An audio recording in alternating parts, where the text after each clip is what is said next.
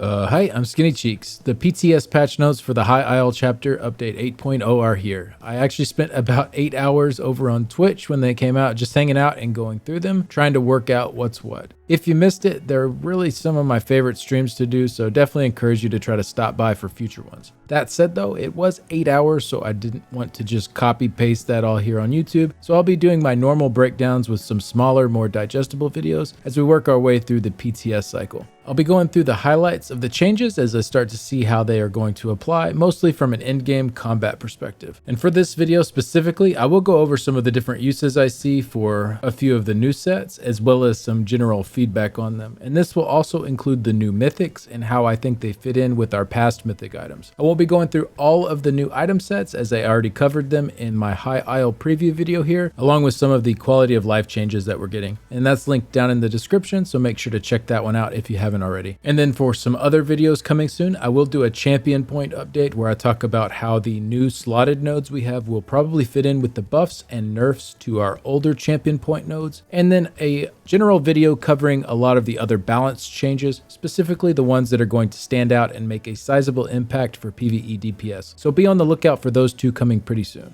One last thing before we start, I just wanted to say thank you for those that have subscribed to the channel. We just recently hit 40k subs. I will be doing a 50,000 crown giveaway as a thank you when we do finally hit that 50k mark. So if you aren't subbed and you want to help us get there a little quicker, that would be amazing. Subbing on YouTube is free and you can always change your mind later if you're no longer interested in the content. With that all out of the way, let's get started. So as I mentioned, this video will be mostly focusing on the new gear, and I won't be covering every new set that's coming in as I already did a video going through them, but I did want to dive a little bit deeper into a few that are more relevant for damage dealers. We'll start with some of the 5-piece sets and then go into the mythics after that. So first up, the crafted set Order's Wrath. This one gives us crit chance, weapon and spell damage, crit chance, and then the 5-piece bonus gives 943 more crit chance along with 8% more crit damage. This definitely seems like the new go-to crafted set for PvE DPS. Really solid stats all around and super flexible since you can make it in light or medium body pieces or whatever other pieces you want. And with that crit damage bonus being unique, you can stack it with minor force, unlike with a set like Medusa that just gives you the same buff. With the wide variety of sets that we have available to us, I don't see this as probably a meta endgame trial option if you're really trying to push the top DPS you can for each encounter, but I do see this as a really great set it and forget it kind of set that you can easily make for multiple characters on your account and get great damage from it without having to worry about any conditions. It'll work on every class and every spec,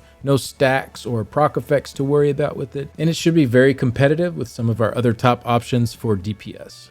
Next up, let's talk about Whorl of the Depths. This one is one of the new light sets from the new trial. It adds weapon and spell damage, minor slayer, weapon and spell damage, and then crit chance on the perfected version. And then when you deal damage with the light attack, you apply Whorl of the Depths to the target, dealing 8388 frost damage over 8 seconds. When this effect ends, a 5-meter whirlpool is created under the target for 6 seconds and deals 6292 frost damage every 1 second. This effect can occur once every 18 seconds and scales off the higher of your weapon or spell damage. So I'll start off talking about the positives with this one. It is a light armor proc damage set, which we don't have a lot of in the game, especially for high-end PvE DPS use. Right now, Basai is kind of the must-have set for light armor DPS, as we just don't really have nearly as many great options as we have with medium armor sets, especially for trial sets with that nice minor slayer bonus. So to me, this is a welcome addition to the pool of light armor sets that we have to choose from. The stat lines on it are pretty good as well and equally benefit both Magicka and Stamina setups. Then the tooltip damage is also pretty solid. This here is 8388 plus 6292 times 7 ticks, which gives us a total of 52432 damage that can happen every 18 seconds. So roughly 2.9k DPS on the tooltip here with 7k weapon and spell damage. If we do compare that to something like Pillar of Nirn, that has 5781 plus 28905, which is about 3468 DPS for the proc tooltip. So Whorl is about 83% or so of the DPS that you'd get from Pillar. Obviously both of these values are much higher with various buffs and debuffs that you'll have on the target, but the point is to show them relative to each other. So Whorl doesn't do quite as much DPS as Pillar, but it does have that minor slayer bonus on the 3-piece, which kind of levels it out there if you are using that perfected version. So essentially like a light armor version of Pillar of Nirn damage wise. This is perfect if you want to pair with another set that doesn't have minor slayer, whereas Pillar of Nirn you kind of want to pair with a set that does have Minor Slayer. So kind of two different routes you can go there. And it's also frost damage, which does work well with Warden's passives, and it is a damage over time, which goes well with the Necromancer passives. All right, let's get into some of the negatives now. So the way it operates right now, it's very heavily backloaded on the damage. The upfront single target portion only does about 16% of the total damage of the set, and the rest comes in that small 6-second window after that initial effect ends. So 84% of the damage you get every 18 seconds in that little 6-second window. This is not a huge deal on low mobility encounters, and also it is nice that the big damage portion is all AoE damage, but if you do happen to have the boss move or teleport, or you misplace the proc, you are out for a long 18-second cooldown before it's back up again. So definitely something to consider there when figuring out which encounters to use this on. Another issue that I've run into with this is that if the enemy that has the proc on it dies, even though the tooltip reads when this effect ends, a 5-meter whirlpool is created, well, it just doesn't do anything if the target dies. So on fights that are heavy in target swapping, this can really kill the damage from this set, as you might end up wasting a lot of the procs. I think the wording of it is similar to a set like Plague Break, and so it should work that way as well. So if the target dies, say 2 seconds into the single target dot, it should just immediately drop the AoE whirlpool on the ground. This would really help a lot to make sure that we don't have any of those procs wasted, especially with the long cooldown that we have to deal with. Another solution would just be to shorten the cooldown overall. I don't think the set is that overpowered or anything. We could probably bring the cooldown to 15 seconds and it would still be fine, or shorten that upfront single target 8-second timer and bring it down even further to stack more of the damage into a smaller duration. But even with all that said, it does still seem like a pretty solid set overall. I would like to see it tweaked a little though to not feel quite as niche as it does.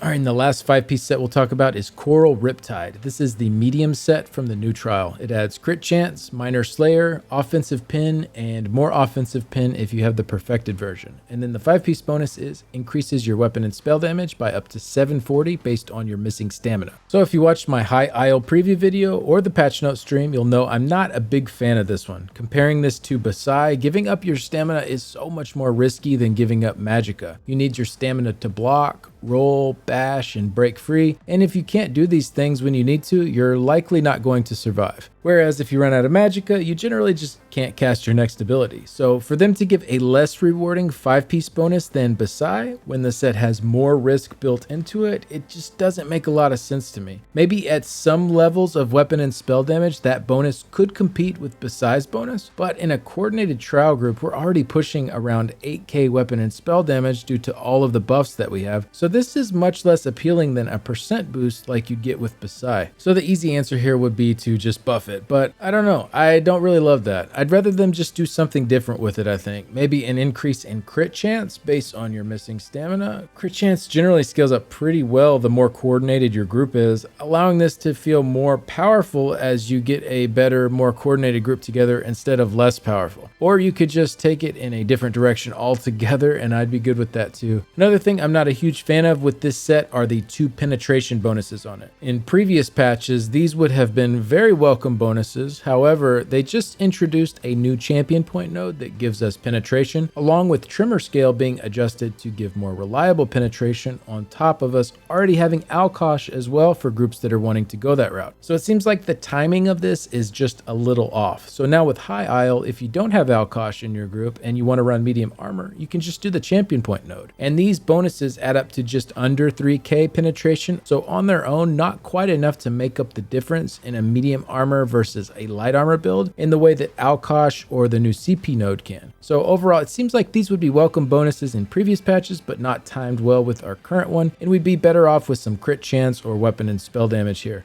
I think the premise for the set can obviously work. Basai is a very strong option that is heavily used, but with this requiring low stamina, having less than ideal penetration bonuses, and a less enticing 5-piece bonus, I think this one needs quite a few tweaks before players will really consider taking the risks necessary to use it. All right, let's move on to the new mythics. Again, this will just be DPS relevant discussion, as I already went through all of the new mythics in the High Isle preview video. So the 3 new mythics that I think are going to be relevant for DPS are Mora's Whispers, Sea Serpent's Coil, and Oaken Soul. Mora's Whispers bonus is gain up to 1528 crit chance and 10% increased inspiration, alliance rank, alliance skill, and monster kill experience based off how many books of Shalador's library have been collected. Sea Serpent's coil bonus is while at full health, you gain 40% damage reduction, and after taking damage while at full health in combat, you gain Sea Serpent's rebuke for 10 seconds, snaring yourself by 40% and gaining major berserk and major courage, increasing your damage done by 10% and weapon and spell damage by 430. This damage reduction does not apply while Serpent's rebuke is active. And then finally, the Oaken Soul's bonuses are 450 weapon and spell damage, 5280 armor, 450 health recovery, magicka recovery, and stamina recovery, 3737 health, magicka, and stamina, and then 1973 crit chance. And then while equipped, you're unable to swap between your primary and backup weapon sets. So what I wanted to do for this video is to take those and look at them up next to some of the other options that we're currently using. So the 4 that I'll add in here with these are the Harpooner's Waiting Kilt, which is one of the most popular mythics right now for DPS. Also Death Dealer's Fate, Ring of the Pale Order, and Thracian Stranglers are used situationally. So right off the bat, just looking at the stats alone, Oaken Soul is obviously the strongest boost to our raw stats and damage, alongside really nice defense and sustain stats as well. However, it does have that drawback that we can no longer run 2 bars with our build. So no, these stats do not outperform a traditional 2-bar setup for pure damage. Giving up 5 abilities and an ultimate is just too much to lose and would need a good bit more stats if you really wanted to even that out, which I wouldn't want them to do, of course. However, it does close the previous gap quite a bit, and with the defensive stats that it adds, it's going to be really tempting to give this a go in a lot of content, because while you will sacrifice some damage, it won't be a massive drop off and you will be way more tanky. So while I do love the idea of the set and I love what it does for accessibility options, I think it might be a little overtuned. Charles did a couple of videos already for the High Isle chapter on his Stam Sorc. I'll have those linked down in the description if you want to check them out. One is with the traditional kilt setup, they got 138k DPS, and then with the Oaken Soul ring, he got 130k DPS. And a lot of these are due to Crystal Weapon being really strong right now, which I'll touch in a different video, but that's not the point of this here. The point is, he was 8k DPS short with Oaken Soul compared to the kilt setup, but his defensive stats with that Oaken Soul ring on are going to be much higher. So originally on the preview server when we saw the set, I thought the bonuses were probably in a little better spot overall, to be honest. Still very strong, but not quite as densely packed as they are right now. I'm not calling for this set to get nerfed into the ground or anything like that. I do think it offers maybe a little too much overall. I did try out a setup on the werewolf, just did a few quick tests to get a feel for where the numbers were, and while it's not anything too crazy like some of the other setups we see out there, it's definitely a strong, viable option for those that do want to go with the werewolf. So we'll see what happens with it. If they do adjust it, I hope they don't hit it too hard. You do give up a lot to only run 1 bar, so hopefully it stays in a pretty strong and fun place. The Thracian Stranglers are next up on the total power list. However, they do have some pretty severe limitations. Requires you to get 50 killing blows to stack it up, which is usually never going to happen in 12-person trial content, but it can work in some dungeons and solo stuff for sure. But you do also lose your health and your shield size for each stack you gain, so while the power is high, there is risk involved, and it definitely can't be used in all scenarios.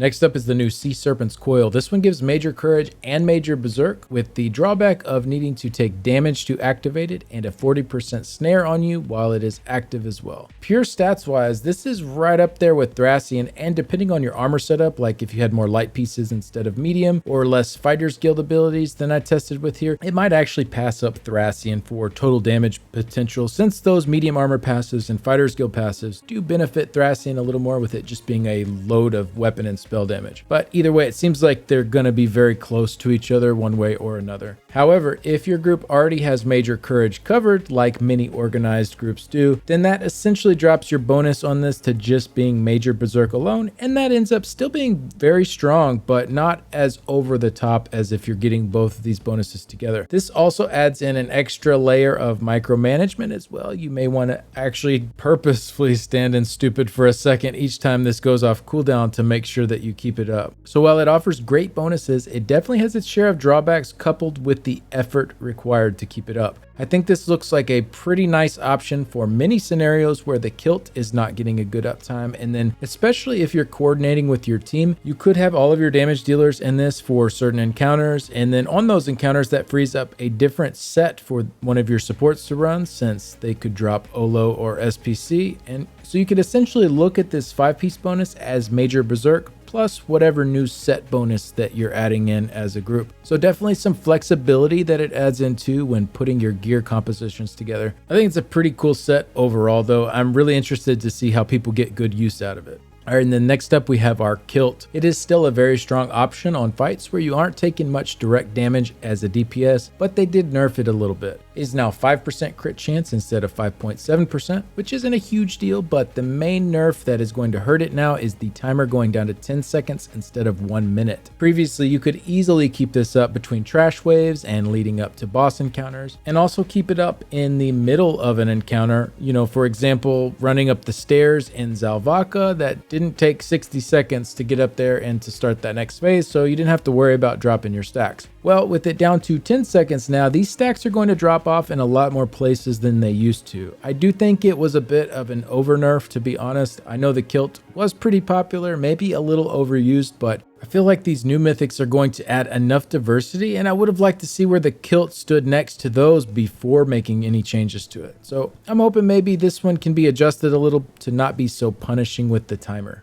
Next is another new one, which is Mora's Whispers. This one just offers a flat crit chance bonus equal to the Mother's Sorrow 5-piece bonus. No conditions other than farming up the Mage's Guild books, which it looks like according to UESP there are 297 in total. And this does not appear to be account-wide, so the main drawback of the set really is the time spent charging it up to its full power. The bonus is really nice though for a 1-piece, roughly double what you get from a 1-piece slime craw, and no stacks to worry about, no timers or anything like that, just a flat bonus that you always have. You can't pair it with the monster set though, since it is a shoulder piece, so if you do run a less traditional kind of setup that is normally able to fit in a full monster set and a mythic together, this isn't going to work with that. But yeah, really good option overall, especially if you just want something you can equip and benefit from some nice XP boosts and damage both together and not really have to worry about any mini game type of stuff while you're playing. Next up is the Death Dealer's Fate. This gives us a bunch of max resources, which do increase our damage, but not as much as other damage stats. So you do get a small bump from this, but the main reason most people use it is because it also gives the extra stats to your off resource and your health,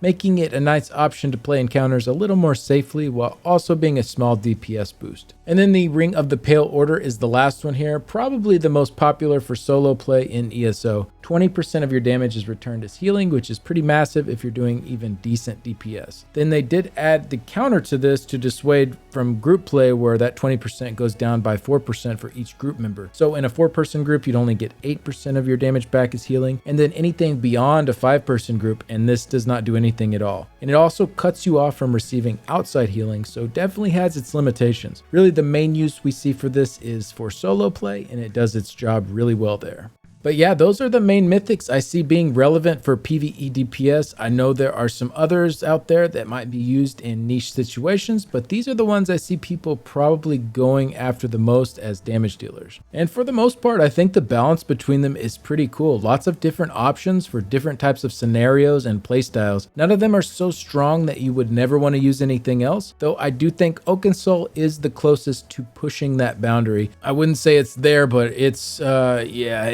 it's pretty crazy. So maybe bringing that one down just a tad bit and the kilt timer up, and I think we'd be in a pretty good place overall with our set of mythics for DPS here. But I'm really interested to hear what you guys think. Y'all always leave me lots of comments, so let me know which ones you're going to use, which ones you think are going to stand out in the coming High Isle chapter. But that's going to do it for this video. As I mentioned earlier, keep an eye out for my breakdown of the new champion point changes, and I'll cover some of the other important balance stuff as well. I want to give a big thanks to my current Patreon supporters and YouTube members. There are ways to help support the channel and keep these guides coming for as little as $3. And a special thanks to Nicholas, Simon, Cougar's Bay in the Cougar City Guild, the Order of War Guild, Iffy, Cantankerous Cat, Shady, Blake1816, Mordecai1212, Santanico, and my wonderful wife. Thanks again for stopping by. I'll see y'all in the next one. Bye.